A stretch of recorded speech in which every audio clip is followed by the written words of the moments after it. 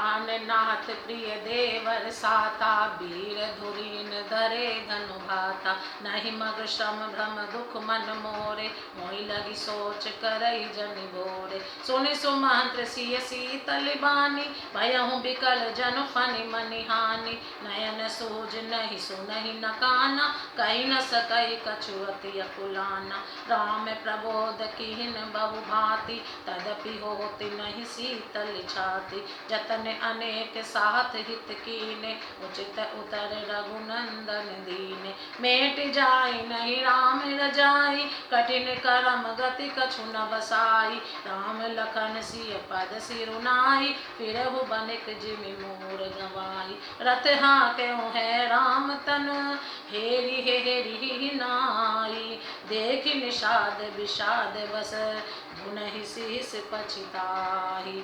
वीरों में अग्रगण्य तथा धनुष और बाणों से भरे तरकश धारण किए मेरे प्राणनाथ और प्यारे देवर साथ हैं। इससे मुझे न रास्ते की थकावट है, न भ्रम है और न मेरे मन में कोई दुख ही है।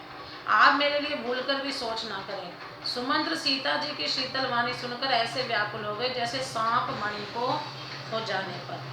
नेत्रों से कुछ सूझता नहीं, कानों से सुनाई नहीं देता, वे बहुत व्याकुल हो गए, कुछ कह नहीं सकते। श्री रामचंद्र जी ने उनका बहुत प्रकार से समाधान किया, तो भी उनकी छाती ठंडी ना हुई। साथ चलने के लिए मंत्री ने अनेकों यत्न किए, युक्तियां पेश की, पर रघुनंदन श्री राम जी उन सब युक्तियों का यथोचित उत्तर देते गए। श्री राम जी की आज्ञा मेटी नहीं जा सकती, कर्म की गति कठिन है, उस पर कुछ भी वश नहीं चलता।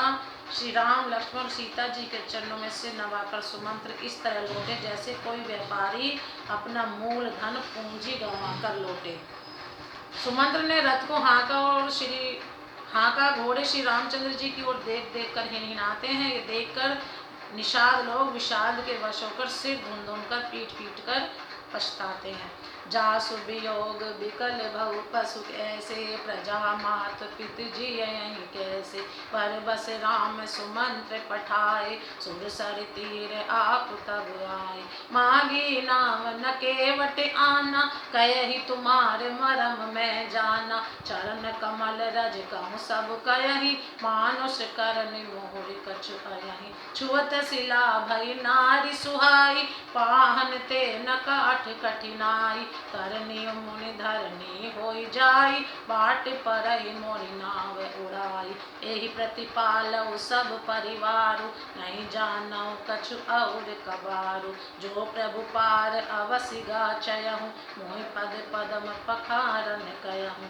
पद कमल धोई चढ़ाई, नावन नाथ उतराई जयो, मोहि राम राउरियान दशरथ, सपत सब साची कहो, बरु तीर मारहु लखन पे, जब लगी न पाय पखारी हो, तब लगी न तुलसीदास नाथ, कृपाल पार उतारियो। सुनि के वटिके बैन, प्रेम लपेटे अटपटे, बिय से करुणा ऐन, चितई जानकी लखन तना। जिनके वियोग में पशु इस प्रकार व्याकुल हैं, उनके वियोग में प्रजा माता और पिता कैसे जीते रहेंगे। श्री रामचंद्र जी ने जबरदस्ती सुमंत्र को लौटाया। तब आप गंगा जी के तीर पर आए। श्री राम ने केवट से नाव मांगी, पर वह लाता नहीं। वे कहने लगे, मैंने तुम्हारा मर्म भेद जान लिया। तुम्हारे चरण कमलों की धूल के लिए सब लोग कहते हैं कि वह मनुष्य बना देने वाली कोई जड़ी है, जिसके छूते ही पत्थर की शिला सुंदरी स्त्री हो गई। मेरी नाव तो काठ की है, काठ पत्थर से तो कठोर होता नहीं। मेरी नाव भी मुनि की स्त्री हो जाएगी और इस प्रकार मेरी नाव उड़ जाएगी, मैं लुट जाऊंगा अथवा रास्ता रुक जाएगा, जिससे आप पार ना हो सकेंगे और मेरी रोजी रोटी मारी जाएगी।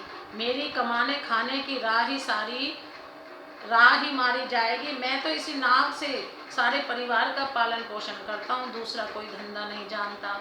हे प्रभु, यदि तुम अवश्य ही पार जाना चाहते हो तो मुझे पहले अपने चरण कमल पखारने धोने के लिए कह दो। हे नाथ, मैं चरण कमल धोकर आप लोगों को नाव पर चढ़ा लूंगा। मैं आपसे कुछ उतराई नहीं चाहता। हे राम, मुझे आपकी दुहाई और दशरथ जी की सौगंध है, मैं सब सच सच कहता हूँ। लक्ष्मण भले ही मुझे तीर मारे, पर जब तक मैं पैरों को पखार न लूँगा तब तक हे तुलसीदास के नाथ, हे कृपालु, मैं पार नहीं उतारूंगा। केवट के प्रेम में लपेटे हुए अटपटे वचन सुनकर करुणाधाम श्री रामचंद्र जी जानकी जी और लक्ष्मण जी की ओर देखकर हंसे। प्रेम से बोलो जय श्री राम।